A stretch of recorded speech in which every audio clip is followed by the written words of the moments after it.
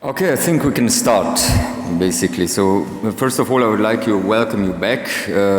My name is Aleš Bunta, and my task is basically to set off the panel on the collective thinking of, which is kind of slightly unpleasant, to be honest with you, because maybe some of you don't know what the exact meaning of the word to think of is.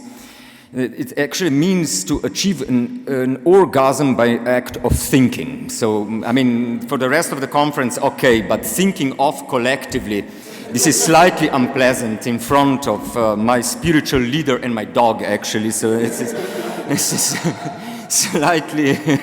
slightly embarrassing, but the company is great, and I think that the spirits are high. So.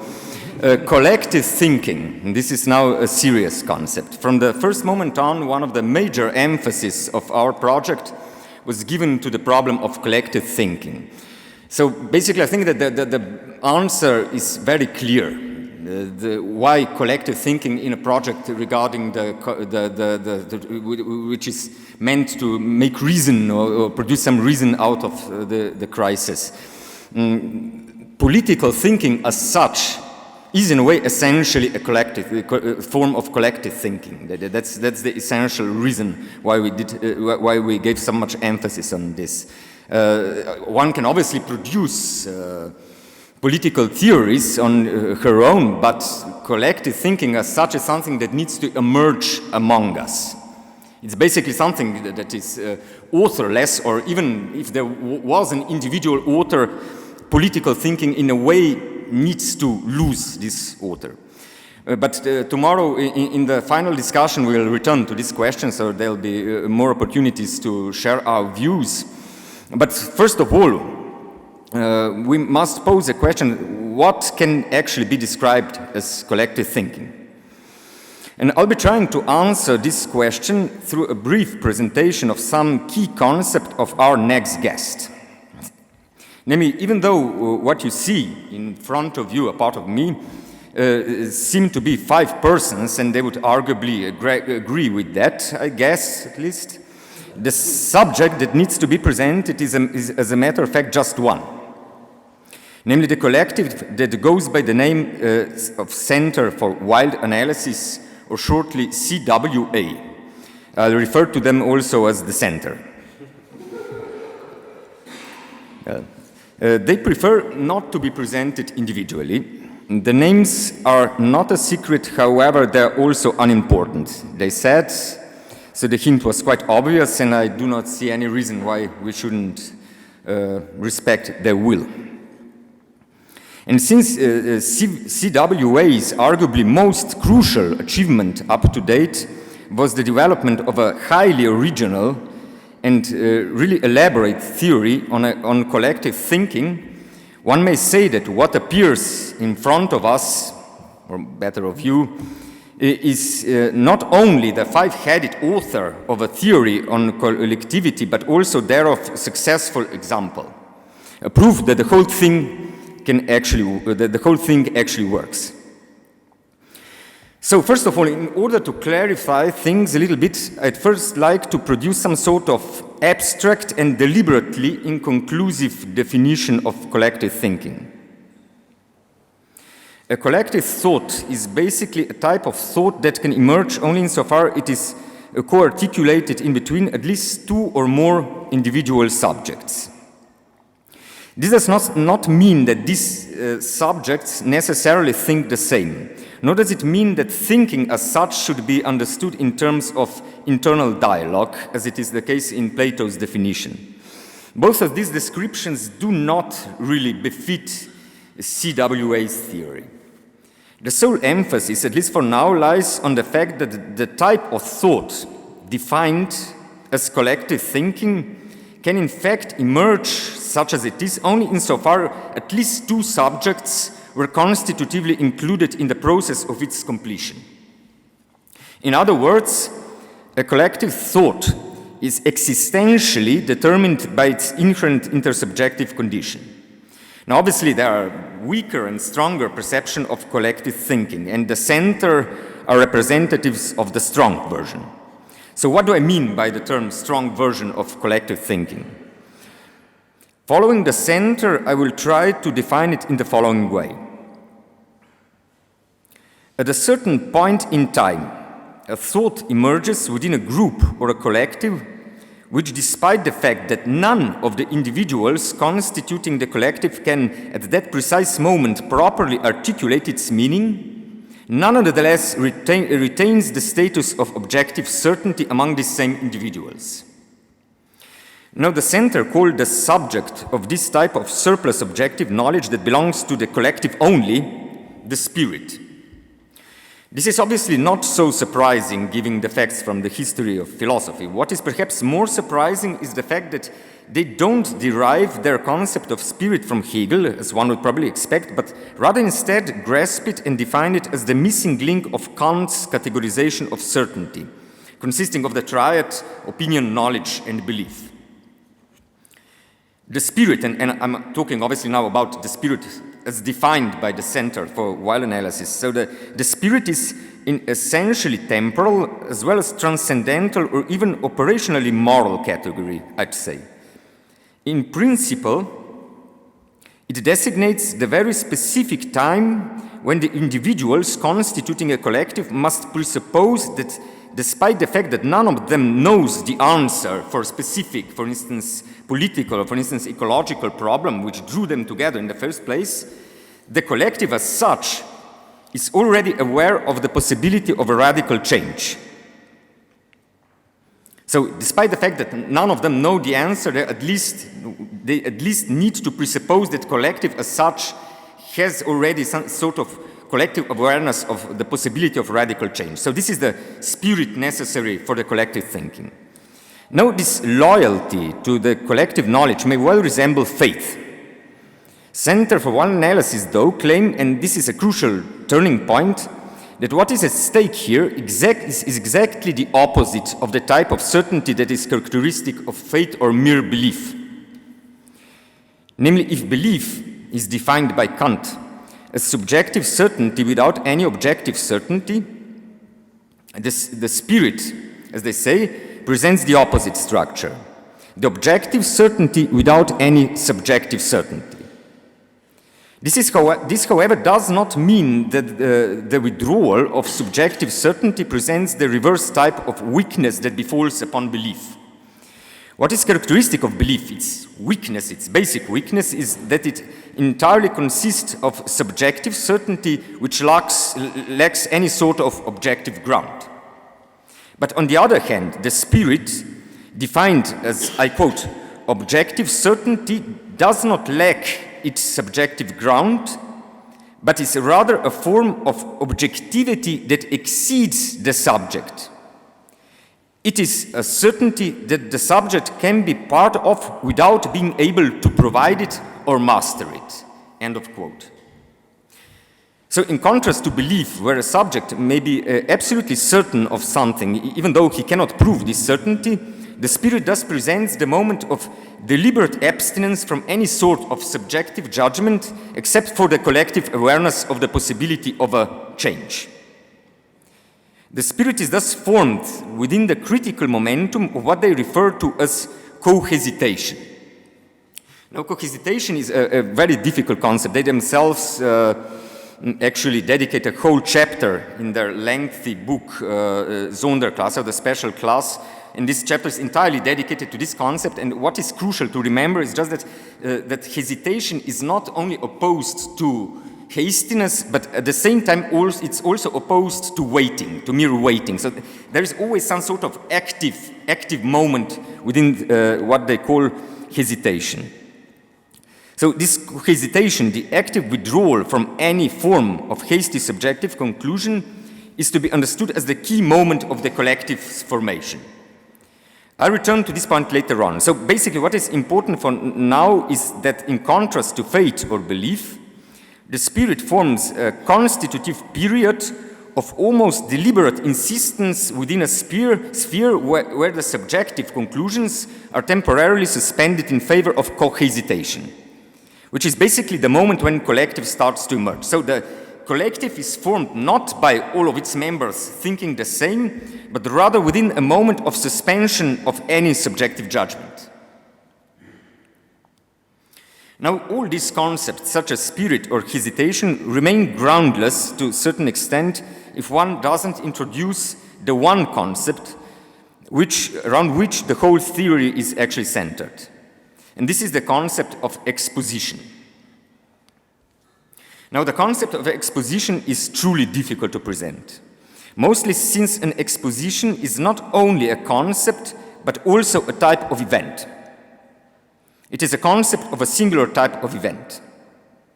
So the center themselves resort to countless numbers of definitions.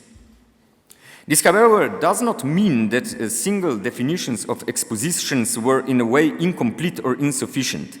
It rather means that expositions need to be observed from three different essential perspectives that strictly correlate to three fundamental conditions of exposition's activation. Or better yet, these three perspectives, each of them resulting in a series of definitions, corresponds to three different conditions which need to be met in order for an exposition to occur. Now, these three conditions can be classified as A, spatio-topological determination, B, temporal determination, and C, the intersubjective determination. And all of them are in various ways interlinked. So this is what causes this vast number of definitions, which are in a way all correct, but they multiply themselves constantly. The whole book is basically an infinite number of attempts to try to define the concept of exposition. So what is an exposition? It is certainly impossible to avoid the comparison with Badiou's concept of event. In some ways, the exposition actually performs a very similar function. There's also this aspect of loyalty to event. And above all, an exposition is something that occurs, or at least can occur if the necessary conditions have been met. So in this sense, an exposition is an event, a certain reminder of contingency from the subject's point of view always remains constitutive of an exposition. However, despite the fact that an exposition is in fact a type of event, it is nonetheless possible to draw a quite clear differentiation between Badiou and CWA. To be honest, knowing them for ages, I can say this already, we are getting older basically, Badiou was never a major, I dare to say so, maybe I'm wrong, but I don't think Badiou was ever a major influence in Center for While Analysis. I mean, the major influence was was Jacques Lacan and the Slovene reception of Jacques Lacan, Žižek, Dolar, Zupančič, two of them majestically present here. So, and apart from that, they're really extremely well informed in German idealism, and there's obviously a lot of other major influences, but I dare to say so that I guess that this recurrence to a concept which really assimilates Badiou's event was in a way spontaneous. But this obviously does not say that you don't have the right to demand the specificization of this concept, because I think that they are really well prepared for that. I will simply draw attention to some differences, but really roughly, obviously focusing on the center's philosophy. More importantly, however, I will try to outline four definitions, four quotes, that somehow form the cohesion of this central concept. Now, the first definition appears immensely simple. The exposition is namely a situation, I quote, where something new occurs in our world and society. This is the end. In this sense, an exposition is thus simply perceived as an event that introduces a possibility of a certain novelty that previously didn't exist in our world. Now, the second definition I've chosen is already trickier and corresponds to a synthesis of the intersubjective and the temporal conditions. I quote, "An exposition institutes a subjectivity between a range of individuals and over them in order to harness their collective ability to think." So on one hand, an exposition is an event that renders possible the formation of collective. Basically, something occurs that brings a certain group together, something that persuades them, urges them, triggers them, as well as co-enables them to start thinking as a collective. This occurrence may well be, as in Badiou, a major political event or a scientific discovery. This, however, is not really necessary for an exposition. The emphasis lies on this effect of harnessing the collective ability to think. On the other hand, though, and therein lies the first key difference with Badiou. In her relation to the constitutive event, the individual subject is not simply a recipient. As a matter of fact, the individual subject is herself responsible for co-creating the conditions for the occurrence of an exposition. Or more precisely, even though it is the event of the exposition that in a way contingently brings the collective together, at least two preconditions for an exposition need to be prearranged by the individual subjects themselves. The first of these preconditions is the already mentioned co-hesitation that bestows upon an exposition its specific nonlinear temporal structure. In order to procure one of the necessary conditions for being struck by an exposition, the involved individuals need to hold back their individual conclusions a moment longer. This last was a quote. Hold back their individual conclusions a moment longer. That's so in order to observe that the others have also been hesitating. So despite the fact that exposition first needs to happen contingently in a way, the individual needs to actively enter its temporal structure, so to say, for the exposition will remain inert or inactive if the a posterior co-hesitation doesn't procure its possibility. This is where a certain time loop takes place, a certain recreation of time even, which must be procured by the individual subjects themselves. Even though an exposition is prior and formative in relation to the collective subject, it is in fact the subject's co-hesitation that provides the proper time for the exposition itself. So if the first difference in comparison to Badiou, and I'm simplifying obviously, consists of the intersubjective condition of an exposition, then the second difference thus consists of this strong emphasis even on its specific temporality, which is in a way a posteriori procreated by the individual subjects. Co-hesitation itself, however, is however underpinned by yet another condition. And it is this secondary precondition that in a way reveals the political dimension of the center's project. Namely, what renders the co-hesitation itself possible is the necessarily presupposed equality of the individual subjects. In order to hesitate together, the individuals must accept the others as their equals. This is a prerequisite for any true collective thinking, according to the center. So basically, and the center are very clear about that, within their theory, equality is not as much perceived as the aim of politics they pursued. Equality is rather necessarily presupposed as the transcendental condition of collective thinking as such, which also means that it is in a way also the transcendental condition of political thinking as such. This is, I think, the crucial point of their theory, at least in regard to the inherently political dimension of their epistemology.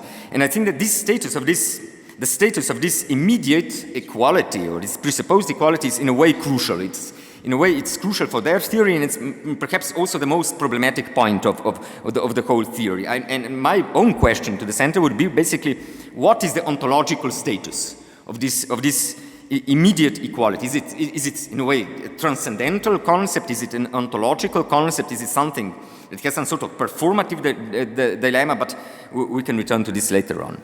So the third definition, which I would like to quote, relates to the space. So before we are talking about time, now we are talking about space, or rather the non-space of expositions. And I quote, "The exposition is a utopia, that is a non-place that finds place." So obviously, the words exposition and utopia basically mean the same. Basically both could be translated in a way as some sort of non-place. It's a displaced place, a place without place.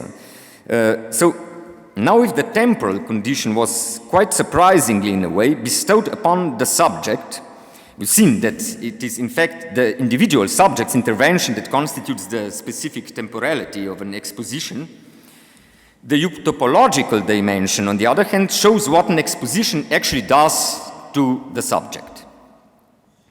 I quote again, "An exposition is a space that opens up between those involved, a form of non-place that stands exclusively in the lightning fast, almost frictionless development of ideas, inventions, and feelings." So why a non-place? Well, the first effect of an exposition striking us is that it basically tears us out from our place altogether. This is why the center are extremely opposed to any type of intersubjectivity that resembles, for instance, Gadamer's idea of fusion of horizons. Exposition is rather a diffusion of horizons, they say.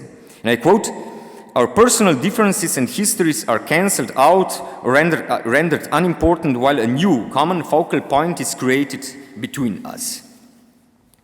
The formation of a collective can only take place in a non-place, for it basically happens within a place that at the present point still doesn't exist, or better yet, it happens as the process of thereof creation. And this finally brings us to the fourth and final definition. And I honestly hope that it was possible to discern that I was basically trying to achieve some sort of crescendo during my presentation. I've started with a set of rather neutral definitions which gradually became more and more political. So the category of spirit could basically apply to any type of collective thinking. Though, as we've seen later on, the collective thinking existentially relies on the concept of presupposed equality. Then the categories of cohesitation and immediate equality, I think, already excluded any possibility even of, for instance, fascist collective reasoning. I think that if one tries to think through the center's theory of collective thinking, there is no such thing as, for instance, fascist collective thinking. It's impossible because they have some sort of their concepts in a way prevented. Then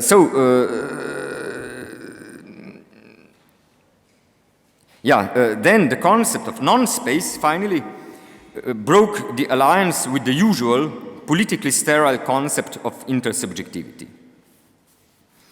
Unfortunately, I have to skip the concept of singular universality, which is also very important for them, mostly since this concept is already really well embedded within our own intellectual space. So, in a way, I find it appropriate to simply finish with this brief analysis by simply quoting the last chosen definition, the last definition which I have chosen. And this basically says, all the expositions are incipient revolutions. And now let us hear from the center itself. After all, an exposition is something that can never be fully represented. It needs to happen in front of us, basically. Well, they will not be talking today about their theory on collective thinking. They will talk about the film Pretty Woman. They basically claim, so it's maybe a slight contrast to their theory, but they basically claim that the film Pretty Woman needs to be perceived as one of the fundamental myths of Western culture, and that as such it also provides for some sort of key for understanding the ideological response with which the crisis was met. So please, Center for Wall Analysis.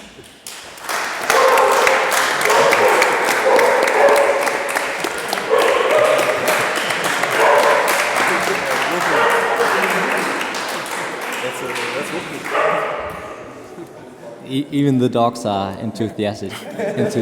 So, thank you very much. Thank you very much, Aleš, for your very close and very systematic reading of our theory of intersubjectivity. in the form of the exposition or the special class, as you said it. We've had quite a lot of quarrels about how to interpret this. So far we've gone from Danish and achieved the best version, I think, in German, and by talking about Sonderklasse, but special class and exposition works well. And thank you very much for that. Thank you for inviting us to this conference, which I think already today has produced really good points, and we're looking very much forward to tomorrow. True, as you say, we are not going to talk so much about collectivity as such. Maybe you can see it unfold, and in the best, if it works well, then this collectivity should, of course, be expansive. So the idea of Sonderklasse or special class or exposition is not to close off a group, of course. It's to generate a subject that is not only consisting of these 5 persons here, us, but the whole forum here. So let's hope that some kind of spirit will be with us tonight. We've had some quarrels or some worries about how our theme fits into this, to the theme of the topic of the conference here. A whole presentation analyzing Pretty Woman.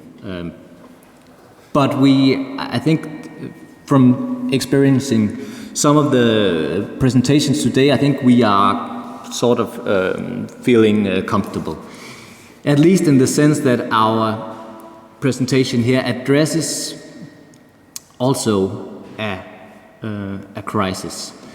Not strictly speaking the economical crisis that we know from 2007, 2008 and onwards, but a crisis concerning meaning in society. And what we will try to unfold is how culture itself tries to deal with problems, crisis concerning how to give meaning to subjective lives in the age of late 20th century capitalism. So, it's not so much our own theory about capitalism, about money, about sexuality and love that we are presenting here.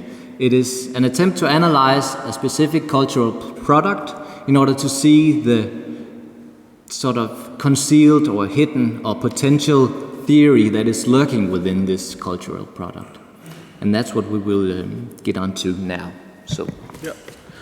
So, Pretty Woman, as it is probably well known, is a Disney Hollywood blockbuster from 1990, directed by Gary Marshall. It recounts a simple story about a rich businessman, Edward Lewis, played by Richard Gere, who accidentally encounters a prostitute, Vivian Ward, played by Julia Roberts, at Hollywood Boulevard in Los Angeles. They get together, and after a series of mild interruptions, they fall in love. Together, they overcome all social and psychological obstacles and live happily ever after. Almost every scene, every turn of the plot, and all the visual expressions of the main characters are well-known trivial elements. The film is in many ways a serial exposition of clichés, and probably not exposition precisely in the sense that we just heard about. Pun not intended, actually. Because of this triviality, the film can actually be quite hard to watch. It is as if the movie diverts our attention while we are looking at it. We watch it and at the same time do not watch it. Yet this is exactly why we need to look closer. If we start to decipher the details of this film, we encounter a system of ideas so heavy in its density that it cannot be anything but a piece of ideology. Or to use another term, the film is a myth. It's a myth about 2 things, the destiny of which seems to be in constant crisis: money and love.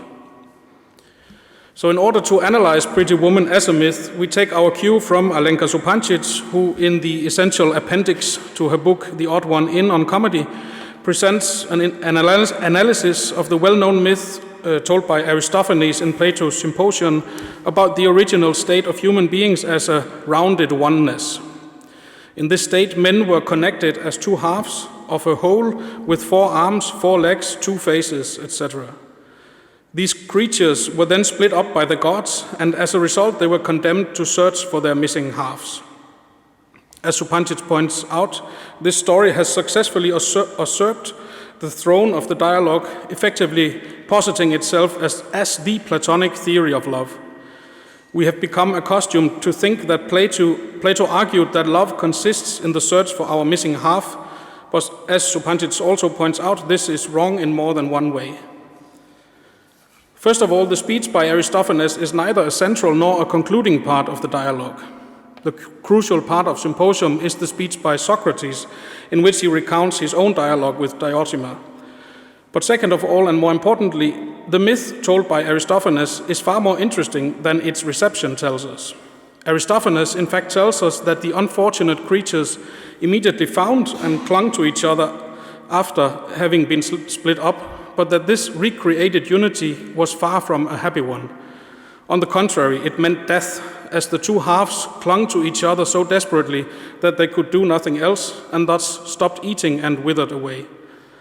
The gods solved the problem by taking to the knife a second time, moving the sexual organs from the creature's backside, where they had previously been located, to the front, thereby inventing internal reproduction and sexual intercourse in one go.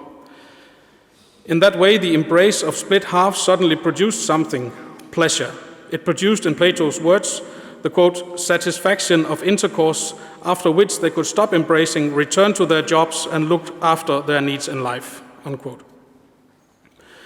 Our point in taking up Supantjic's discussion of the myth of the missing halves is to point out something that we would risk calling a structure that pertains to the phenomenon of myths in general, namely that they themselves tend to have a dual structure. On the one hand, we have the myths themselves, the stories with all their enigmas and details and curious developments. On the other hand, we have what we will call the myths of the myth, the ways in which the myths are received as conceiving a very clear and unified meaning. Two things should be noted in this regard. First of all, the myth of the myth must be a reduction of the myth. It is a simplification. In a certain way, the myth of the myth does what Lévi-Strauss proposed as the task of the structuralist study of myths, to find the universal structure behind the many arbitrary elements of individual myths that surprisingly reappears in so many different myths across different cultures.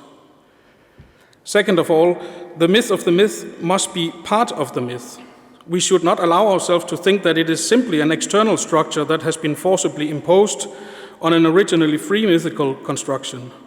Indeed, in Aristophanes' myth, both sides present themselves very clearly. On the one hand, he does end his telling of the myth by concluding something that would fit nicely with the myth of the myth, which we have become accustomed to. He says, quote, I believe that if our loves were perfectly accomplished and each one returning to his primeval nature had his original true love, then our race would be happy, unquote. In this version, the version we are calling the myth of the myth, Aristophanes presents us with a universe of clarity and order. We gain a sense of where we are coming from and where we are going. On the other hand, again following Supantjic, this version of the myth is already undermined and undercut by the myth itself. The happy reunion, love perfectly accomplished, as Aristophanes formulates it, is death. The thing that produces life, the thing that allows us to escape the literal embrace of death, is the thing that splits human beings apart and makes the happy reunion impossible, and this thing is sexuality. Our point is that if mythical thought is what to someone like Lévi-Strauss allowed the, for instance, or especially to him, savage mind to experience order, thus creating the possibility for meaning and a meaningful universe to emerge, then at the very same time produced the element that would undo this meaning. The myth of the myth is there in the myth. It originates from within it, but it subsequently comes to function as the very notion of the myth itself. One could say that the myth produces a cover for its own inconsistencies and irrational moves, which is generally afterwards accepted as the truth of the myth, which it is not. So making the move from Symposium to Pretty Woman, it should be relatively easy to point out one of these elements, the myth of the myth. Pretty Woman provides us with the prototype of a so-called romantic comedy. So again, two lovers from different worlds meet, move through a series of obstacles and unite in the end. It is a story with this specific narrative that the film has subsequently become famous. It is as a story with this specific narrative that the film has subsequently become famous and moreover secured the statuses of Julia Roberts and Richard Gere as absolute superstars of Hollywood. Viewed from this angle, the film provides us with the most basic ideological structure. When a man and a woman meet, it has the possibility of bringing social status to the woman and a more genuine content to the life of the man. As such, the myth in Pretty Woman already borrows its structure from a whole history of previous love narratives, perhaps going back to Aristophanes himself. In other reiterations, love can be the turning point of taming the shrew or overcoming pride and prejudice. It can also serve as the backdrop of educating Rita, or set up a union of New York high life and the Australian outback, as it did in Crocodile Dundee. Looking at Pretty Woman specifically, it takes place in the scenery of late 20th century capitalism, a time where the movements of capital and the culture of consumption had produced a social distribution of capital and wealth in which few had Edwards and many more Vivian's problems. It seems quite clear that it was indeed the intent behind the production of the final version of the film to tell such a story, just such a story of romantic love. The movie itself, after having first been proposed as a bleak social realist drama of a tragic relation between a hooker and a businessman, was eventually bought by Disney and transformed into a modern Cinderella story, a fairy tale with a fairy tale ending. What we will propose, however, is that Pretty Woman is working in two directions at the same time. The force of the ideological solution in the film does not come without a price. For the film to succeed getting there, it has to work really hard. One could say that it has to do myth work, in the same way that Freud proposed that dreams do dream work. So as the film produces the myth, it leaves a whole series of remainders behind. The film produces fantasy, that is the myth, but at the same time it produces the very symptomatic backside of this fantasy. Even if the film pretends to solve the deadlock of financial capitalism by romantic love, this solution is curious, to say the least. Even at the very end, in the famous scene on the staircase, we think something different from full unification is taking place. Here the love of Edward and Vivian resembles courtly love, as it is discussed by Lacan in Seminar 7, with all its transgressions and enigmas, much more than it resembles the myth of Platonic love and the halves and their whole. And furthermore, what is accomplished by this courtly love is a particular kind of solution to the impasse of capitalism in an age of extreme wealth generated by pure speculation. So this is what we will try to argue now. So, can you hear me? So, Richard Gere is the lethargic but immensely successful businessman Edward Lewis, who always works but never really works. Lewis has everything he needs except a reason to have it all. That is, he doesn't know why he has it or what he needs it for. He is the perfect embodiment of the last man in the tragic, impotent version rendered by Francis Fukuyama, who melancholically admitted that after the end of history and the ultimate victory of liberal democracy and capitalism, there was not much left to do but some pretty bargaining and a little bit of golf and wine drinking, and a lot of poison in the end, as Nietzsche himself said. Lewis is bored with his friends, he's bored with his girlfriends, and he's even bored with his luxurious car that he borrows from his lawyer, Philip Stuckey, portrayed by Jason Alexander. When he ventures down Hollywood Boulevard to meet his destiny in the innocent hooker Vivian Ward. Looking at Edward Lewis, he's not the greedy, lustful exploiter of all the wealth and privileges at his disposal. He's neither a visionary entrepreneur of the industrial area, as Henry Ford or Citizen Kane, nor the decadent, whimsical tyrant as Jordan Belfort in The Wolf of Wall Street, portrayed by Leonardo DiCaprio. On the contrary, Edward is a humble and mostly indifferent bureaucrat without any real aspiration or needs.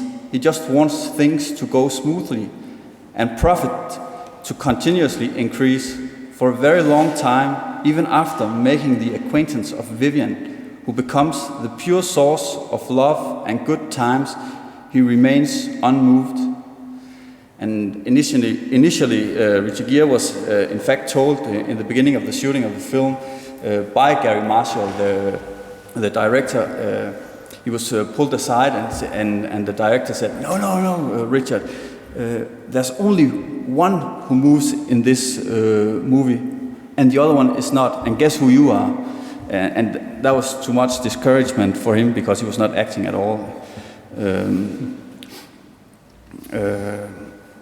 So little does he reveal any inclination or desire that he becomes almost an enigma. In fact, the central enigma of the film. What the film manages to stage is thus a kind of reversal of Freud's infamous old question, was will das Weib? What does the woman want? In Pretty Woman, the question is much more, what does the man want? What is the secret of Edward Louis' desire? What Louis displays as the medium, as the incarnation of the spirit of capitalism in the post-Cold War climate of growth and endless opportunities for industrious entrepreneurs and venture capitalists, is the complete lack of interest, the absence of desire, even the desire to exploit, dominate or enjoy. He is the image of an age of indifference with equal value of any idiotic pleasure or activity or object. Except for its commercial value, that is, an age of an extreme commodity fetishism or an age of financialization, which is a very difficult word. Nothing has any value or distinction beside its potential for financial gains. With Edward Louis as the representative, the question that the film poses is not only what does he, Edward, want, but what does it want, the capitalist order? What is the common sense of purpose or direction? Or to put it in Heideggerian terms, the question is not was will das Weib, but was will das Mann? Edward is not really there, at least not in the beginning. He is first of all bored, maybe a little annoyed with his surroundings. He clearly relates to his employees as his servants. Either they do as he wants them to do, and then he does not notice them, or they don't, and then they are in his way. But it is also as if the physical world is in his way. He does not know how to drive the Lotus Esprit he borrows from his lawyer. He drives in the wrong direction and cannot navigate. He cannot open the door to the hotel room when he first invites Vivian inside. He is afraid of heights and never dares to indulge in the beautiful vistas his penthouse hotel suites have to offer. So not only is Edward incapable of working, of doing something with his hands, he is also incapable of enjoyment. If Edward is a master, he is a master that has no relation to objects of the world, who doesn't care about them and doesn't know how they work. And this is precisely his problem. Edward performs symbolic, immaterial work. His work is not productive work, as he simply buys companies in trouble and sells them off in pieces, just like stealing cars and selling them off for parts, as Vivian phrases it. And even her comparison gives more reality to Edward's work than it deserves. It is not even like stealing cars because it is completely detached from the material world of production and the engagement of one's own body in the work. He talks a lot on the phone, but that's it. Vivian, on the other hand, is precisely engaging her own body in her work. In fact, that is the core of her occupation.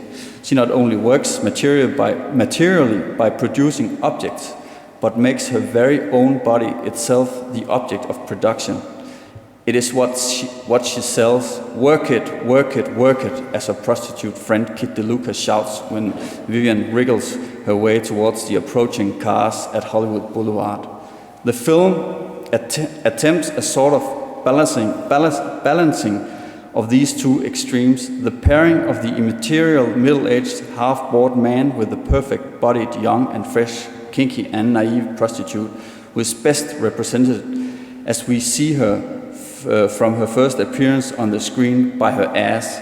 In other words, what the movie offers is a meeting between two persons, each in their own way are on the outside of our regular ideas about capitalism and consumption. So we get a pairing of a gray-haired das Mann with the ass of a pretty woman.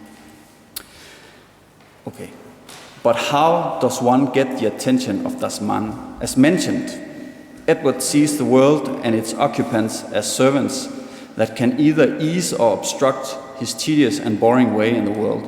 One might think that a very nice car, maybe the nicest car in the world, could stir up some attention from Edward, or a very beautiful woman might stir up his passions. But no, he already has access to these things, but they all seem unimportant to him, as if his access was clouded and the things were in a haze. How does Vivian get Edward's attention? She tries different approaches. As they are sitting in the car, she touches his groin and states, "It's not there yet, but it's got potential." Later in Edward's penthouse suite, she presents him with a buffet of condoms from which he can choose. In both instances, he shows no real interest in her. In the later case, his predicament is particularly troubling. After all, he has brought a prostitute to his dwelling and could probably have expected to be in that kind of situation. He eludes it, however, by choosing a non-choice. Instead of having to engage in a sexual transaction, he buys her for the whole night. He postpones his decision, and thus he avoids an uncomfortable interaction, at least for a while. Edward chooses to spend a whole lot more money just not to have to choose a condom. Normally, choice and spending money is linked together, but Edward spends money in order not to have to choose or engage himself. Indeed, it seems like the spending itself is a way of prolongation of his comfortable, numb condition. As long as he spends carelessly, he is like a desireless incarnation of capitalism, or capital itself. Eventually, Vivian does get Edward's attention, but not until she has effectively given up on the endeavor. She shifts her attention from him to the TV set. Here, she finds a strikingly childish fascination with an old TV show from the 50s. She lies on the carpet, laughs at simple comedy. She goes from being a calculating person to an enjoying child with a more authentic and uncultivated access to the world. At this moment, Edward stops working and suddenly becomes fascinated with Vivian. And then a first sort of interaction begins. It is as if Edward in himself finds a spark of something other than disinterest. Now Vivian notices his new interest. She turns to him and engages in an activity that is certainly not that of a child. Though still with Edward in a quite disengaged mood, nonetheless, it seems that we here get the first spark of desire in das Mann, and a first meeting between the embodiment of a neutral male patriarchism and the femininity that has so often, for example in Freud, been associated with the childishness and naivety. We may also note that the movie deliberately associates the childish femininity of Vivian with savageness and lack of cultivation. In the scene introducing Vivian and her friend Kit DeLuca, the music score plays Iggy Pop, Real Wild Child. Later in the movie, we first hear Natalie Cole's What Wild Women Do, before Vivian is finally transformed into a pretty woman walking down the street, accompanied by the famous pop song by Roy Orbison. Following the first encounter in the semi-pedophilic scene of seduction, we witness a sequence of transformation of both Vivian and Edward. To put it simple, in a simple Freudian way, Vivian transforms from whore to Madonna, while Edward evolves from depressed das Mann to something like a humanist capitalist, or the closest he could probably get to any kind of Eigentlichkeit, although Heidegger would probably not be impressed. Thus both Edward and Vivian, and not only the fellas, had potential. Yes, so in the film we learn that there are many things that Vivian can do for Edward. At first she ignites his desire, as Sten just described, and in the end she rescues him right back, as her line goes, after having herself been rescued out of her humiliating condition. In the light of what we have said already, it could be claimed that she not only saves a man in a suit, she saves das Mann in the age of rampant financial capitalism. No wonder then that we also find something that resembles a theory of money in the film. It is through Vivian that Edward's money becomes genuinely visible for the first time, as he teaches her to spend it. And inversely, it is through Vivian that he learns how to spend it the right way. So let us take a closer look at the theme of money in the film. Money is actually the thing that Edward and Vivian can agree on. It is their mutual ground, so to speak. In the car, when Edward first picks Vivian up, they have their first conversation on the topic. I never joke about money, Vivian says, to deflect Edward's astonishment as he hears the price of her services. He replies, neither do I. At several points in the story, however, we learn more about how Edward and Vivian manage money. And of course, a classical stereotype is unfolded. Vivian may be streetwise and she knows how to hide money from her landlord, but when it comes to handling large sums, we are on Edward's turf. So when Edward, for example, buys Vivian for the whole week, he also gives her some money so she can buy things. When Vivian enters a posh shop, however, they will not wait on her. She is still dressed in her streetwear, and she is swiftly rejected by the shop staff, telling her that you're obviously in the wrong place. When Vivian comes crying back to the hotel, the manager steps in and takes her to his office. And she just sits there in his office with a large bundle of money in her hands, bills falling out of her hands and to the floor. It's a mess. And we have here a very clear picture of a woman who does not yet have the flair for money. Conversely, the world of money is the only place where Edward might feel minimally at home. The film opens at a party thrown by Philip Stocky. Edward is bored, as he is in the film. But there is a magician entertaining at this party. He's performing tricks with money. The coins are there, then they disappear. Then one of the coins grows to double size. So Edward's world is not magical. He is apathetic, but there is the magic of money in it. Edward's world is a worldless world, as Alain Badiou would have put it, devoid of any engaged stances, only pragmatically occupied with its own reproduction. But this very reproduction has its own shine, which is the shine of growth itself in the form of growing amounts of capital, of more money. Edward's skills have to do with being the one who can manage the flows of values. If he is good at this, it is precisely not because he is subjectively engaged in it, but because he cold-heartedly intervenes, buys and sells at the objectively right moment. As Edward puts it himself, quote, I will not let myself become emotionally involved in business, unquote. So, two characters are lined up here. Vivian cannot really handle money. Edward's job is not only to handle money, but to create them. To Edward's remarks on emotions and businesses, Vivian agrees and recounts that her roommate has told her, quote, not to get emotional when you turn tricks. For example, no kissing. This is too personal for a prostitute. At the same time, though, in an earlier scene, we heard Vivian screaming the well-known Prince's song Kiss in the bathtub. We could almost say it was a slip of the scream. And she's the one who kisses him first.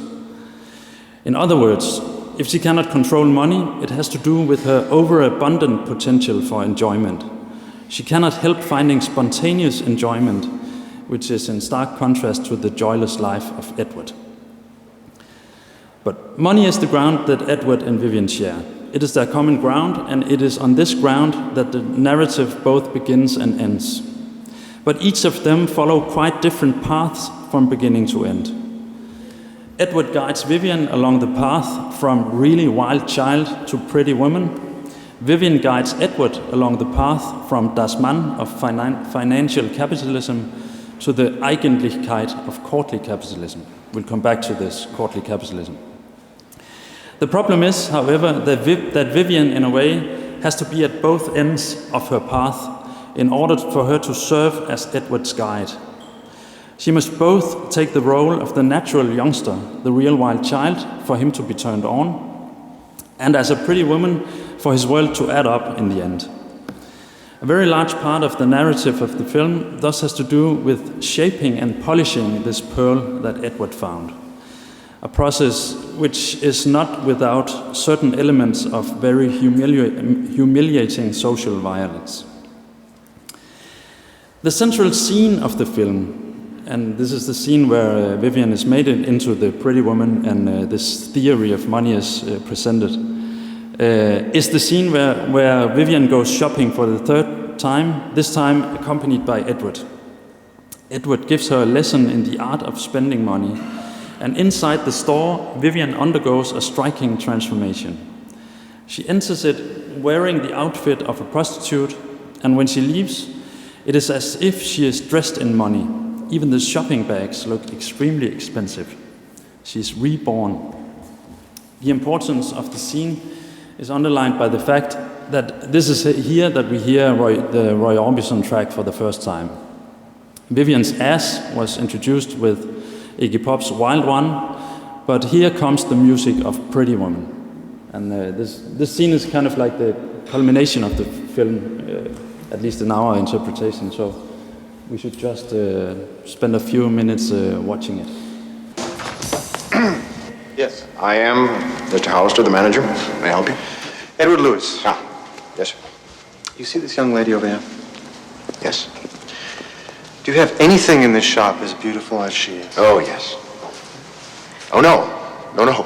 I'm saying we have many things as beautiful as she would want them to be. That's the point I was getting at. And I think we can all agree with that. That's why when you came in here, you know what we're going to need from here? the first. We're going to need a few more people helping us out. I'll tell you why. We're going to be spending an obscene amount of money in here. So we're going to need a lot more help sucking up to us, because that's what we really like. You understand me? Sir, if I may say so, you're in the right store and the right city, for that matter. Anything you see here, we can do, by the way. Get ready to have some fun, okay? Mary Pat, Mary Kate, Mary Frances, Tova, let's see it. Come on, bring it on. Absolutely divine. Great picture. Excuse me, sir. Yeah. Exactly how obscene an amount of money were you talking about? Just profane or really offensive? Really offensive. I like him so much.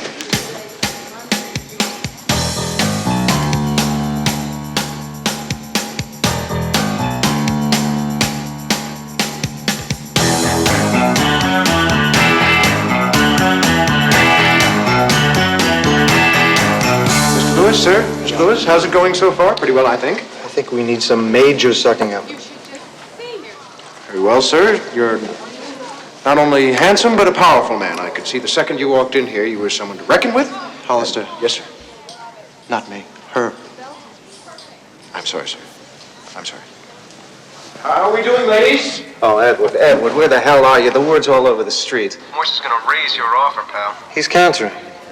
God, he is a tough old bird. He knows the Navy contracts are stalled. Where's he gonna get the money? I don't know. I think he's throwing in with the employees. He still needs someone to underwrite the paper. Find out who it is. I'll be in the office in an hour. Yeah, okay, you got it. You're on your own. I have to go back to work. You look great. She has my card. And we'll help her use it, sir. Pretty woman, walking down the street. Pretty woman, the kind I like to meet. Pretty woman, I don't believe you. You're not the truth. No one could look as good as you. Mercy.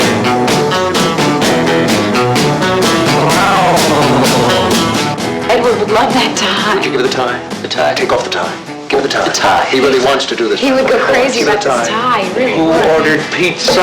Pretty woman, stop a while. Pretty woman, talk a while. So, transformation complete. So, in this tiny sequence, a whole theory of money lies concealed, we claim. First of all, the short exchange between Mr. Hollister and Edward Lewis introduced two interesting distinctions in the spending of money. Lewis declares that he will be spending an obscene amount of money. Thereby, he of course presupposes that there might be a way of spending that is not obscene, what we might call the normal pathological spending of money. Lewis does not explain what that would mean, but it is clearly something that he's both able and ready to exceed. It's probably what common people do when they buy things they need in normal shops at more or less normal prices.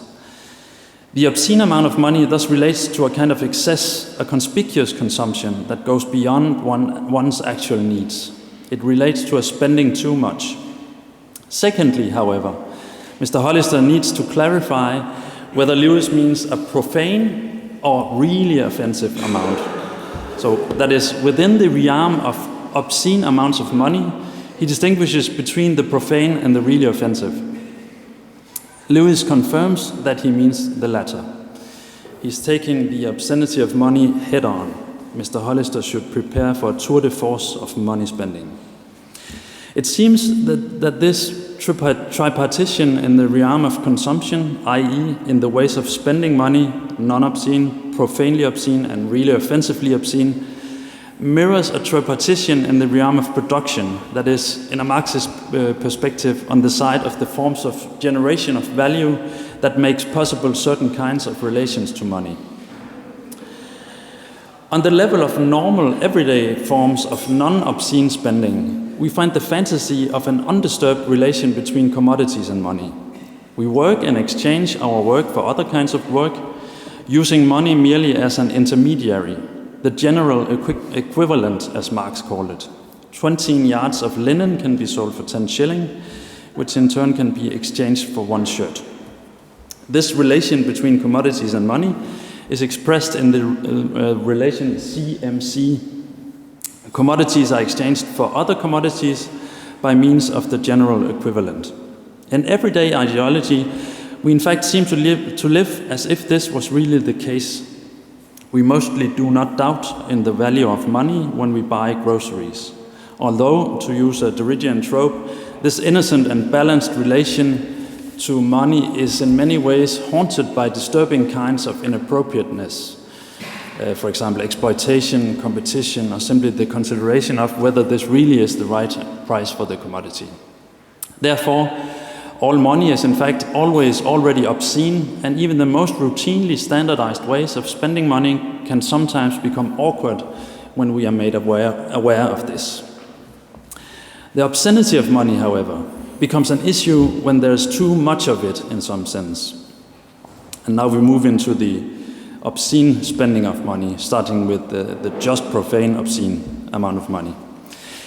On the side of consumption, we find this in, for example, luxuries, i.e. in things that we don't really need but buy anyway, and maybe even openly display that we buy, even if we don't need them. Bragging about money is a profanely obscene way of spending money. A nouveau riche would probably spend a profanely obscene amount of money in Mr. Hollister's shop, too proud of his money and with an urge to flash it and make a bitchy point out of the precise amount that he spent. On the side of production, this is mirrored by the capitalist form of production that generates a surplus for which there is no really good account. Or rather, Marx's Capital Volume 1 is the account for surplus value, but it is not acknowledged by the bourgeois economists, nor in everyday life. Marx's analysis of the relation between money and commodities in capitalism says that money is spent on a commodity, labor force, that while being used generates more value than it was bought for. And thus we have the sequence MCM+. The surplus value generated by unpaid labor creates the basis of the excess spending that the capitalist can allow himself. But instead of admitting this, bourgeois economy offers the myth of the original capitalist accumulation. If there is an excess of money, it stems from the industrious labor of the capitalist, who has not only worked hard, but also showed great ingenuity and foresight by saving at the right time, investing in the future, and so on. If he also happens to have more money than the average worker, this is only fair because he is literally worth it. But let's dig a little deeper into the notion of what a just profane amount of obscene money would mean. In the normal pathological way of relating to money, we often do not even notice the money circulating between us, and most of the time we are not confronted with the trauma of excessive money. We have objective rituals for the handling of money, as these rituals are inscribed in our everyday practices. The architectural layout of a store is just one example of such objectivized rituals. Here we are politely guided by the physical environment to the place where we can spend our money without shame. We are usually not in danger of having to confront the excesses of money. Modern technology provides a new range of similarly objectified rituals. We use technology to make everyday economic transactions easier, from apps on the phone to touch-free credit cards which communicate with cash registers by themselves. The case of obscene profane money, however, complicates this picture. Obscene profane money is what we encounter when the excess of money is there, plain to see. In this case, something that ought to have been held concealed or implicit, that is the wealth, perhaps socially disproportionate wealth, is displayed all too blatantly. In this way, money becomes obscene in the profane sense by dragging the otherwise sacred object, the thing that should have been discreet, implicit, or hidden, out into the open. This is also the sense in which the potlatch character of social gift exchanges can become obscene rather than a token of good friendship. Say, when one of your friends buys you an expensive necklace for Christmas, 4 times as expensive as the silly little book you gave her. In such situations, the social order is disturbed. The deviation has shown what must remain hidden. Obscene profane money is when the ugly face of excess manifests itself in everyday reality. Obscene profane money is often the topic of gangster films. And here we can see how this kind of money often spurs social instability, which may end in death and destruction if a new set of rituals is not invented. Consider the case of so-called heist movies. In these movies, there is a heist, the robbery has been executed, and the money is there. However, the true problem is now to distribute the money amongst the partners in crime. In other and more classical or conservative gangster films, we learned that the robbers simply cannot handle the obscene profane amount of money. They spend it on crack and hookers, or they lose or waste this proverbial red suitcase full of money in some way or other. The successful handling of such money, however, requires a new set of rituals, and this is what we get in films inspired by the mafia, such as in Francis Ford Coppola's Godfather or Martin Scorsese's Goodfellas. As the Danish poet and film director Jørgen Leth has observed, it is first of all very important in these kind of films that we see the money. Leth quotes Scorsese himself, who in his youth had made the observation, quote, "Make sure we see the money, money, money, money, slipping the money here and there, slipping the money. Even if you don't see the cash, you see the hand movements." However, and second of all, this obscene show-off of money serves here a profane purpose, the reproduction of the social hierarchy. In Goodfellas, money speaks the language of power. Kasper, take it away.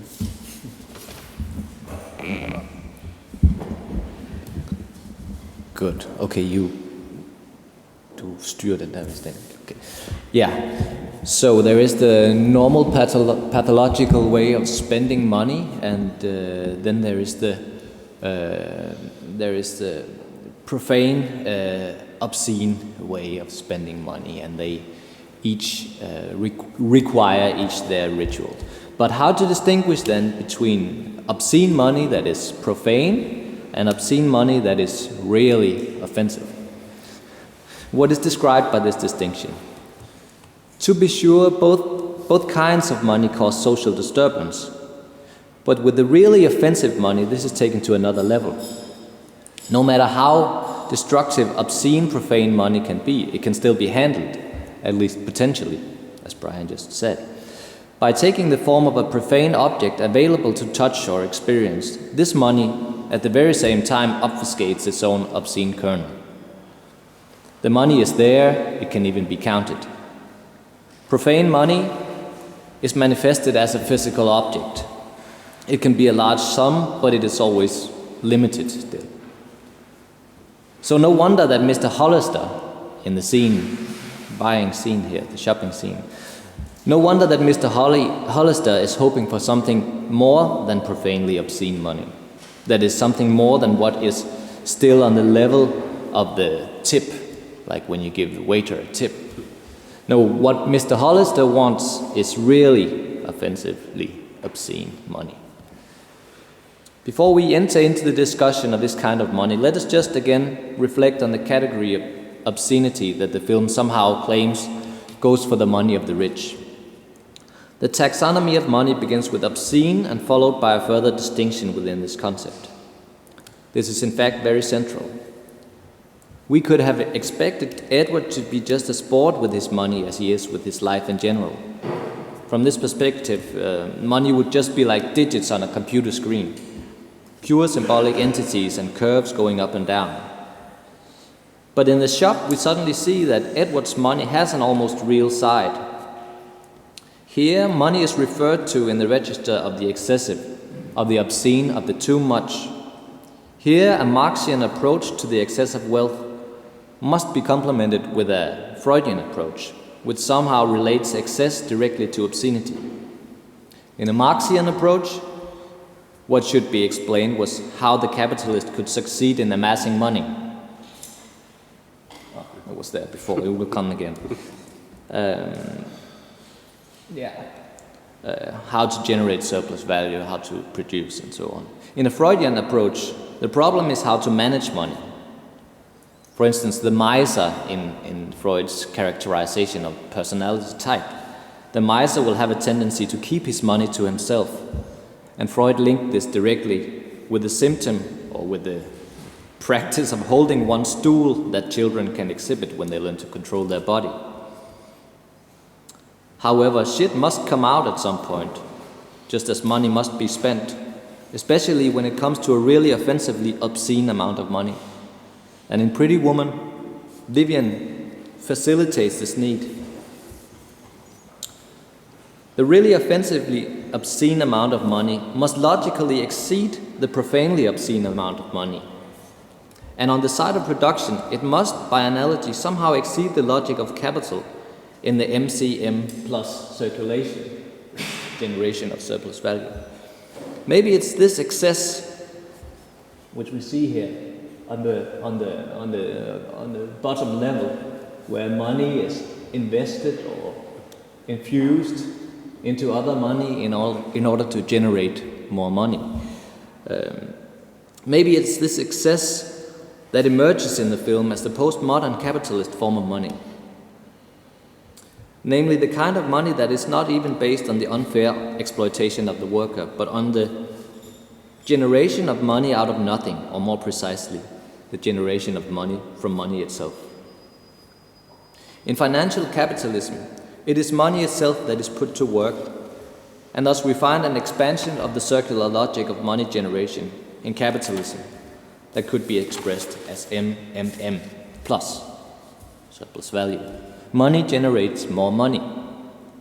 The richest people are no longer those who establish factories and exploit their workers by paying them less than the value of that which they produce, but those who find ways of extracting surplus from the very circulation of capital itself. from banking, loan giving, from intervention in market oscillations, currency speculation, automatized and computerized trade through algorithms, etc., etc. So the real wealth is generated in systems so abstract that it has only the faintest relation to material wealth production of value at all. This is what Edward Lewis knows. He has a really offensively obscene amount of money at his disposal. Now he just needs a pretty woman to spend it. What is then a really offensive amount of obscene money? It seems clear that there is no real economy of genuine work that accounts for the limitless flow of money that Edward produces. Here, in other words, we find the kernel of the logic of obscene money. Really offensively obscene money is money that must not be seen, because it, in the end, cannot be shown. It is only there as a pure excess. An analogy. In Organs Without Bodies, Slavoj Žižek noticed a striking feature of the coronation scene in Sergei Eisenstein's Ivan the Terrible. And here's a quote from Žižek. When the two, for the time being, closest friends of Ivan pour golden coins from the large plates onto his newly anointed head, this veritable rain of gold cannot but surprise the spectator by its magically excessive character. Even after we see the two plates almost empty, we cut to Ivan's head, on which golden coins non-realistically continue to pour in a continuing flow. In terms of the theory of money we encounter in Pretty Woman, this unending flow of money is the best image of really offensive, obscene amounts of money that one could give. But it's important to notice that it's an image that only works by keeping the thing itself off-screen. The impossible space from which the unlimited flow of money originates literally cannot be shown. Whenever the camera returns to show the plates in the movie, in Ivan the Terrible, they contain a certain amount of coins that is in no way unrealistic. The excess of this money is only visible when we see the effect, that it continues to flow long after it ought to have stopped. Would it be too much to claim that this precisely is the reason why really offensively obscene money must be handled with the greatest care? It is the really offensive money that we encounter when we are presented with leaks from tax havens like Luxembourg, Switzerland, or Panama. But we always see them only in glimpses and at a distance. Like with Panama, certainly there's a leak and we get a glimpse of something that was going on. Transactions, flows of money. In other words, if you own the very means of the production of money, as Edward seems to do, you should be very careful not to show the public too much of your wealth, or you should find a way to process, to launder your money. Notice how Edward invents a first solution in the shop, in the clip just seen, a first version of a machine for his money laundering. Edward installs Vivian in the shop, then he receives a phone call and leaves to perform his immaterial work. So it is as if Vivian calls forth the obscene side of Edward's world, and at the same time is left there to live it. Thorstein Veblen once had a theory of vicarious consumption. He said, for the rich, that's Veblen's argument, for the rich it was never enough just to amass money. They also had to spend them in ways which would add to their cultural reputation. If the men thus earned the money, having a hard time doing so, servants and women had their hard time spending them in the right way, thus enjoying, so to speak, for their master. In Pretty Woman we have both vicarious work, as it is really just the money themselves that are doing the work for Edward, and vicarious consumption through Vivian. Couldn't the shop here be seen as the ultimate prison for someone like Vivian, being forced to stay in the shop forever? Orbison's tune just repeating and repeating itself, working hard to spend Edward's self-generating money, a modern form of the work of Sisyphus. Spending really offensive money in this way ends up being kind of hell on earth. So, really offensive money is the kind of money we cannot possibly hope to have a ritualized and thus phantasmatic and thus in some way normal relationship to. Really offensive money is the kind of money that renders the whole system of normally functioning phantasmatic money and profanely obscene money precarious. Once we truly witness the real of really offensive money, it is strikingly difficult, if not genuinely impossible, to make sense of normal money. It is as if our carefully laid out rituals seem to falter here. What is needed to make the confrontation with really offensive amounts of money less catastrophic is something other than a ritual, therefore. We think the film identifies this thing that is needed as sublimation. At the very end, Vivian raises the stakes of their encounter considerably. She wants to be saved. She wants Edward to man up and be her savior. Most importantly, she says, "I want the fairy tale." Previously, Edward had suggested something rather more pragmatic. I quote, "I've arranged for you to have an apartment, to have a car, and a wide variety of stores guaranteed to suck up to you anytime you want to go shopping." End quote. What he is doing here could very well be described as one last effort to handle their relation within the realm of profanely obscene money. She makes this quite clear as she explicates what he really is suggesting. Quote, "You're gonna leave some money by the bed when you pass through town," end quote. After this exchange, they melancholically part ways. The whole affair ends up someplace else, however. At the end, Edward seems to have an epiphany and decides to engage in the fairy tale after all. He drives his limo to her flat, climbs the fire escape stairs to the very top, even though he is afraid of heights, and asks, "So what happened after he climbed up the tower and rescued her?" And she replies, "She rescues him right back." At the level of the myth, this scene would be the apex of the narrative of romantic love. Opposites finally meet, the wound is healed, love takes place. The Aristophanic halves are joined in a whole. Taking the viewpoint of the myth itself, however, and in particular the problem it presents of handling the obscenity of really offensive amounts of money, we can see that something else is at stake. What is clear from this vantage point is that it is Edward and not Vivian who is in need of a fairy tale.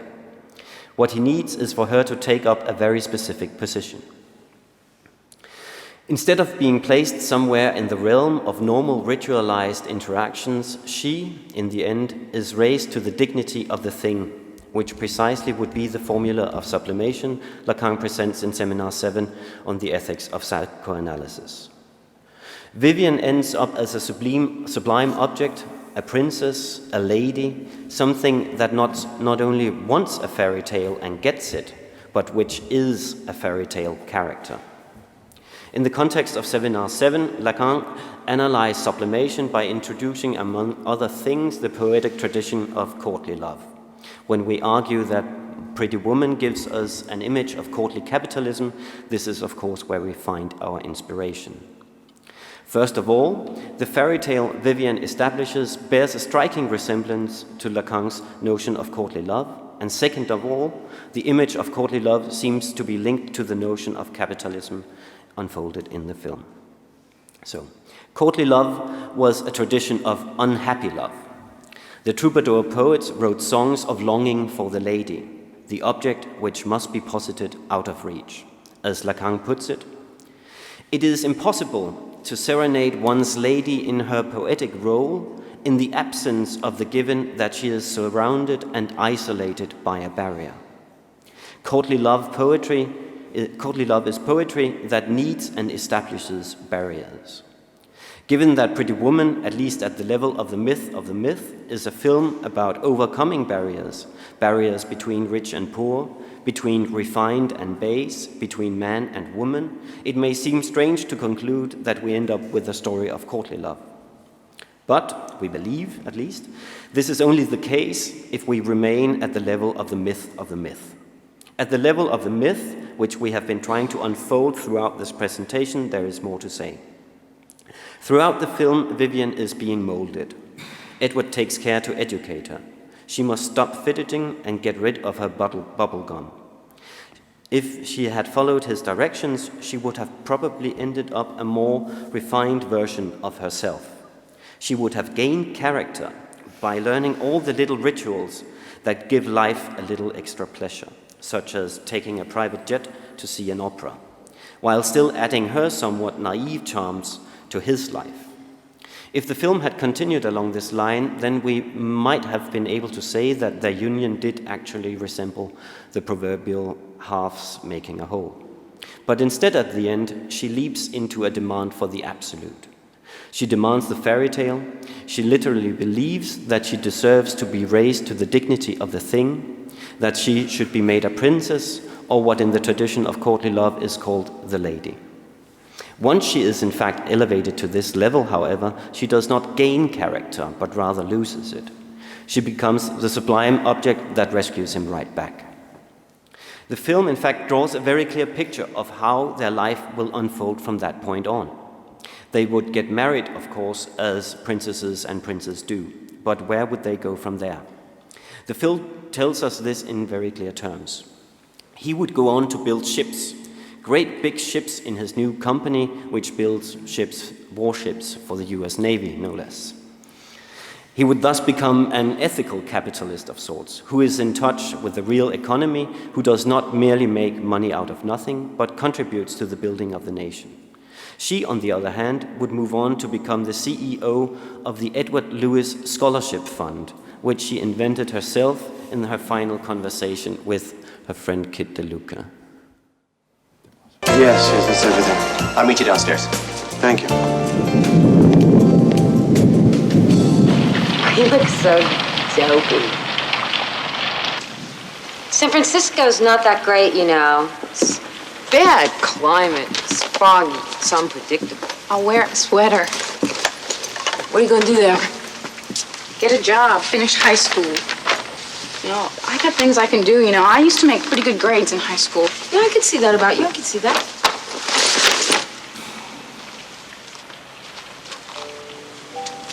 Sure you won't come with me?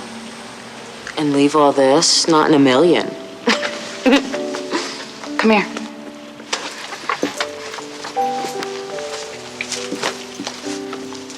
Whoa! Whoa, what is this? It's part of the Edward Lewis Scholarship Fund. We think you got a lot of potential, Kit DeLuca. You do? You think I got potential? Oh, yeah.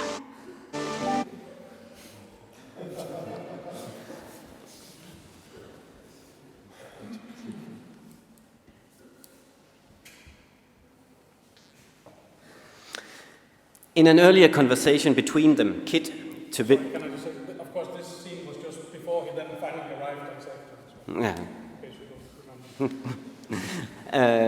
Yeah. In an earlier conversation between them, Kit, to Vivian's disbelief at that time, had argued that it would be possible to get the whole fairy tale, like, she says, Cinderfucking-rella. But isn't it obvious that while Vivian does indeed get the fairy tale, it will be left to Kit to do the fucking? Once Edward and Vivian have engaged in their endeavors, he building warships, she managing charitable organizations, they seem destined for living in separate bedrooms. Their encounter at the end of the film seems indeed not so much to be their final merger, but rather the scene that establishes the screen that will forever keep them at a distance.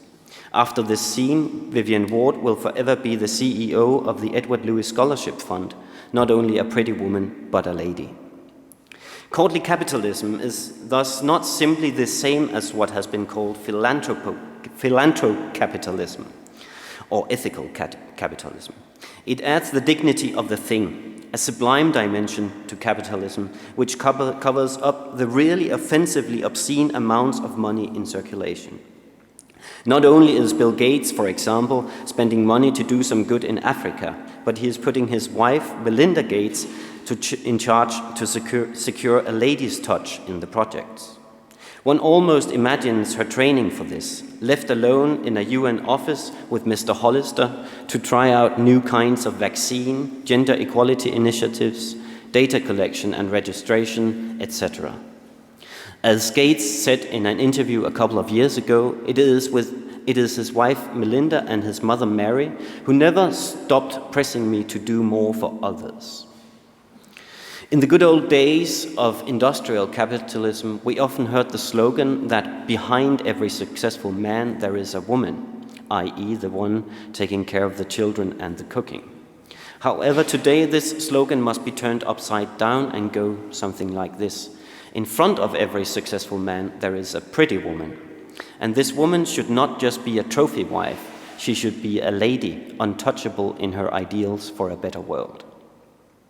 Now, there is an additional feature of Lacan's analysis of courtly love that seems to be strangely relevant here. Lacan points out a specific poem by, as he says, one of the most subtle and polished of the troubadours, Arnaud Daniel.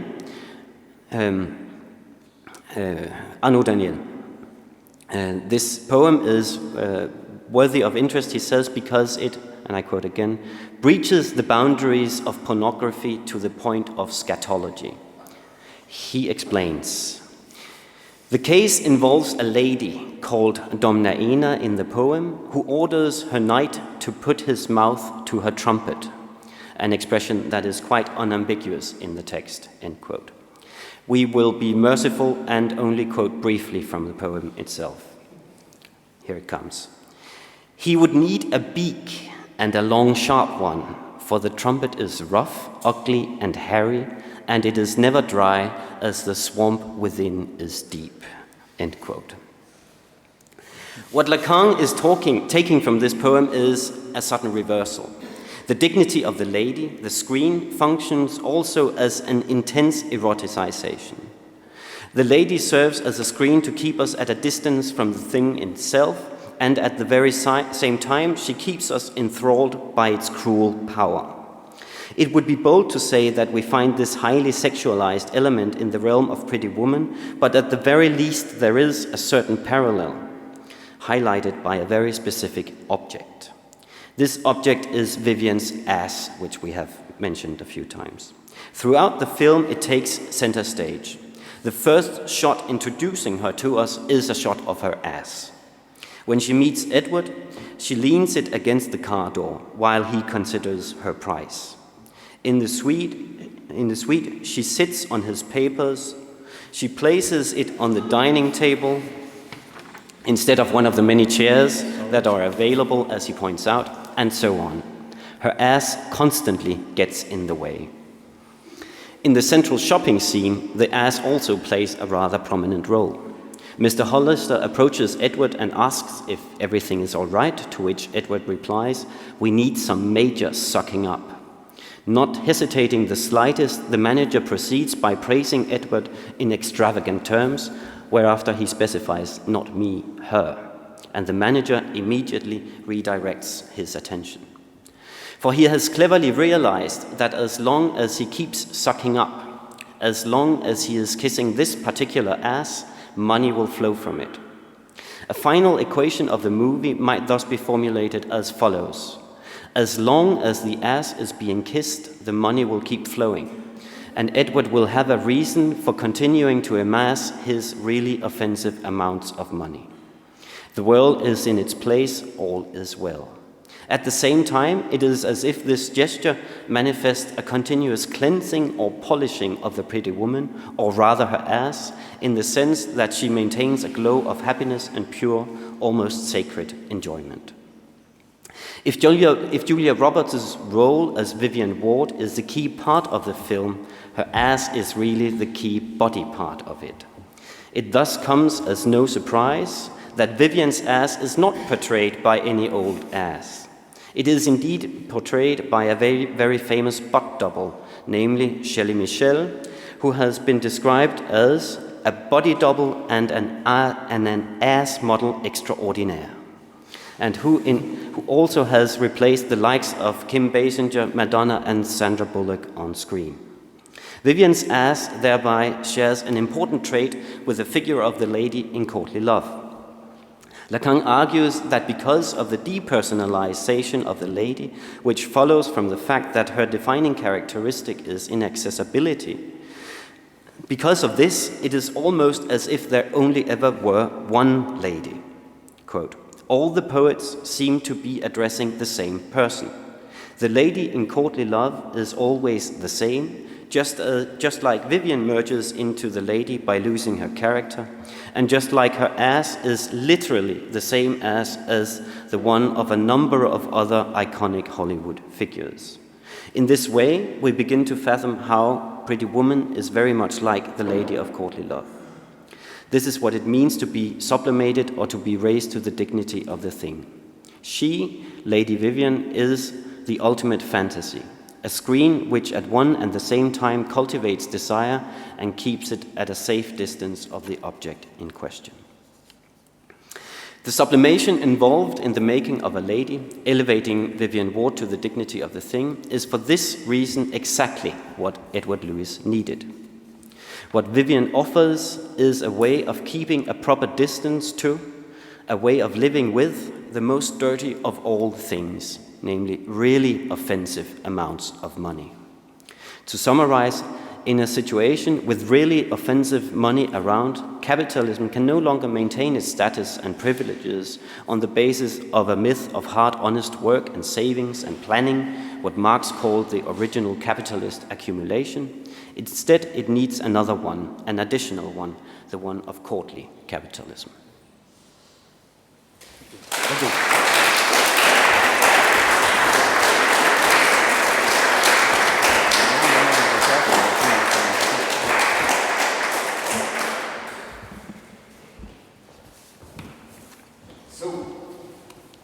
Are there any questions? Otherwise, you are invited to insult me for falsifying your epistemological theory. No. I think that then now a longer speech. Yes, I think you should. No, it's okay. It's just a remark, actually. I would like to not thank you, but the other way around. I don't know how to say, because I had two movies that I liked very much in the end of the 80s and in the beginning of the 90s. The first one was Dirty Dancing. I can't watch this movie since Patrick Swayze died of cancer. And I don't think I'm going to be able to watch Pretty Woman once again, since now that I listened to this lecture. But I think it was great. It was precisely this point, the last point, that this was not her ass that I had in mind of reminding you, but you knew it already. But so I have only one question: why is it that Julia Roberts doesn't want, or Vivian doesn't want to kiss on the mouth?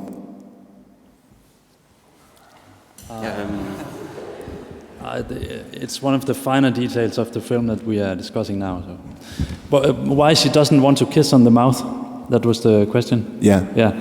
In the film's logic, it's because it's too personal, and really it's quite odd, and we've discussed this a lot, because it's like if she began to kiss on the mouth, she, because of her kind of naivety and her romantic spirit, would immediately fall in love with her customers.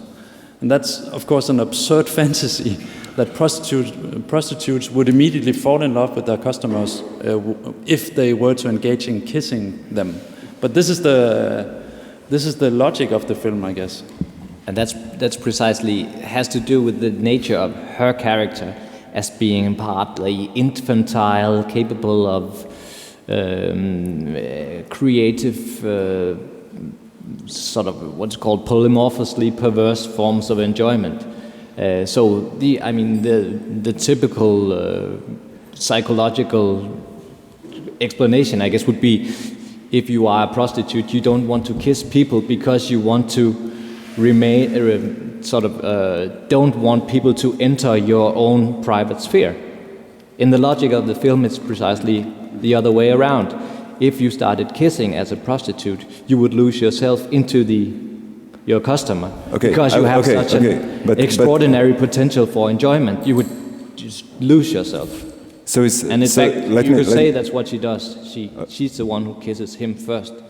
At a point where he's sleeping, she says, "Oh, he's sleeping." And okay, no, regarding and your... then they, well, sorry, it's far away. So no, just to maybe to rephrase it, is kissing for her just profanely obscene, or really offensive? Good question. It's innocent in a way. I mean, it's not.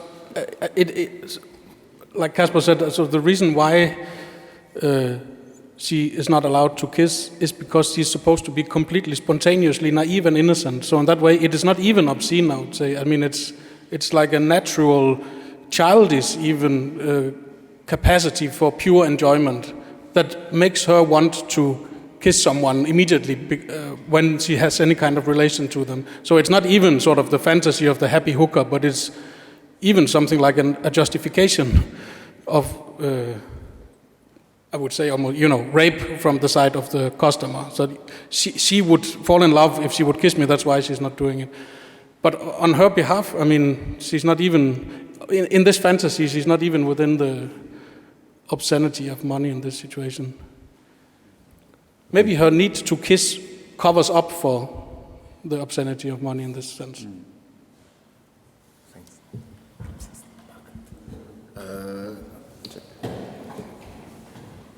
And that's why the scene with where she's singing Prince's song "Kiss" is so blatant. I mean, she's totally uncontrollable when it comes to kissing. Well, okay. So the first thing to point out here is the Richard Gere character is based on Donald Trump. Really, yeah. No, the Donald Trump is oddly enough going through what we would call sort of a whole series of theme of movies or TV series portraying this theme that we have just discussed. I mean, Edward Lewis is based on some kind of Donald Trump with some added qualities. That's the idea. And if we just take the next step to sort of the 90s series par excellence, Sex and the City, in the first meeting between Carrie and her financial banker, Mr. Big, he is introduced as the next Donald Trump. So Donald Trump is, in a weird way, sort of the recurrent, really existing figure that sort of is measured up against these characters, which, I mean, the whole Grey, 50 Shades of Grey, is sort of playing out the very same story once again with a little twist on the sexuality, but that's more or less it. A funny thing is, she also becomes the CEO of her own company in 50 Shades of Grey. So I think it's book number 2 or 3. I don't know. We've read them all. I think it would be a good point to say that precisely because Richard Gere is the character he is, Edward Lewis, in this movie. I'm not sure I'm totally answering correctly to how you put it, but you can respond. But he is, if you look at his character in the movie, it really is, as Steen said earlier, he really doesn't move. He's very, very passive. He's just there like a Das Mann on a really low-key movements. And that's precisely how he is supposed to work as a prototype male patriarch type capitalist here. So he is not very much profane obscenely profane, but he is precisely really offensive, if you can put it like that, in the sense that he works on the level of this fluctuations of money, where it really becomes, I mean, the top levels of financial capitalism, where it becomes precarious money. And that's why the film cannot only content itself with presenting obscene, profane amounts of money, but has to distinguish the two. Is that answer enough? Regarding Trump, to try to answer that question, it's actually something we thought about, and the reason why we didn't tell you that Edward Lewis is based on Donald Trump is that we are sort of in the balancing, because there's certainly something profane about him. I mean, he's more or less acting like a tacky, whatever, nouveau riche kind of person, bragging about the size of his members. For instance, all his buildings are called Trump. But on the other hand, there is this this level of him which sort of borders at least on the really offensive, because it stops. What's characteristic about Trump is that he stops trying to legitimize his wealth. It's not really something that I mean, he just presents it. I've made a lot of money, excessive amounts of money, and he's so it sort of moves beyond the sphere of normal interactions, normal reinvestments of hard-earned work, hard-earned money from financial, from industrial production and that kind of thing. And then there is this other thing about him, that he certainly has a somewhat sublime object that is then placed in front of him, which is just America in terms of this whole presidential campaign he's presenting, namely Make America Great Again. It seems to be an object of similar sort. I mean, it's clearly just a screen or a phantasmatic. But so he's balancing in the middle. I think that's what puts him perhaps in it's difficult to fully analyze him. Well, I mean, what we are presenting is that it's presenting the film as what we call the foundational myth of contemporary capitalism. And like in the very beginning, Casper said that we are trying to draw out the kind of thinking that is in this cultural product, even though it's probably not clear to the producers of the film itself, at least to the extent of making a whole theory of money and so on.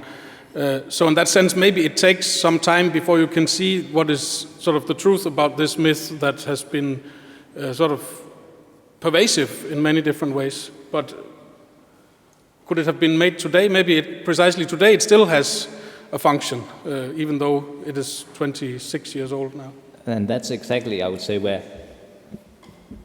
that's where Bill Gates' wife come into the picture. So we have different versions of the cleansing of the pretty woman in order to serve as the consuming screen person for the really offensive, obscene amounts of money. So, and the final picture with, well, she is the board director of Edward Lewis Scholarship Fund, and we have this tendency to have in front of the rich man, we have the pretty woman standing. So there's a tendency that when money should be given to charitable purposes, we no longer so much just have the philanthropical person, like the Henry Ford or something, this industrial magnate standing there. We need somebody else. In the case of Denmark, where we come from, it is the royal, the house of the royal, the prince, the princess, and the queen, and so on. That kind of, they no longer really serve a function in our society. They're kind of an anthropological leftover, a survival, but we have them, and we are kind of using them in order to promote all kinds of social welfare, well-being types of projects. And it's not enough that the government itself, for instance, goes on to support various good economic projects. We need somebody else to give this glow, this kind of meaning to this level of dealing with the financial problems of today. So I guess the answer would be yes, it could be made today. I think the point you raise about austerity and capitalism being sort of really aggressive in cutting down social spending, etc., would be something that one would normally try to legitimize within sort of some kind of version of the myth of original capitalist accumulation. So those who work really hard deserve to accumulate their wealth and spend it and so on and so on. We shouldn't be a burden on those. But the point we are making, I think, is that this myth is not enough. I mean, because it is at the very same time blatantly obvious that working hard does not in any way account for the distribution of wealth in the world. And this is what we see sort of, as we pointed to at some point in the talk about the Panama leaks, the other kinds of leaks. And what we're suggesting that Pretty Woman does is to try to formulate another kind of another formation of ideology to sort of make this really obscene amounts of money legitimate in some weird way by some kind of figure that can rechannel all that wealth back into circulation, and that's more or less sort of the function of the film. So I think, I mean, courtly capitalism today needs this kind of. And just to add, it's been 26 years since Pretty Woman, but we still have Donald Trump. I mean, and he has his excessive amounts of money, and I mean, it's working. I mean, he's really pulling the trick. So, I mean, this film is still relevant in order to explain what is going on. Yeah, it's a good point also, but I mean also what we were discussing earlier today also, that in a way it's also strange that the crisis is not deeper, in a sense, that we continue to move on, and this circle of the capitalist discourse goes on infinitely. It should break down, in a way, you could say, and this crisis showed some really serious signs. It's again now everybody's talking about it. So in a way, our analysis also that here's something that actually makes it, in a very fragile way, still hang on, because like Rasmus just said, that the old myths of capitalism, they are no longer enough, simply. So we need this ethical, in some sense, but even more like sublime dimension to capitalism itself. And that's why, and if we would then interpret this in sort of a strictly Marxist sense, or that this is maybe the sign that we are in a really dangerous phase now for capitalism, because it's hanging on to figures of sublimity and courtly love and social violence against women, so to say, in this sense.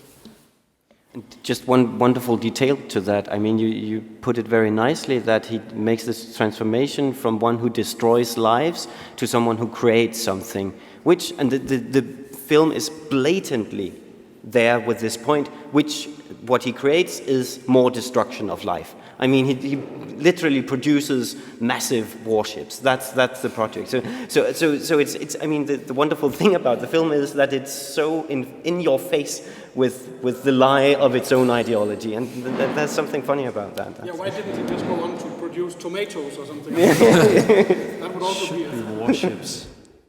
I think it's in this sense we are following Lacan in his point about defining the nature of the thing and the circuit or the structure of libido that surrounds this thing, more than we are going into the details of courtly love, which we are not so specialized in. So that's one answer at least.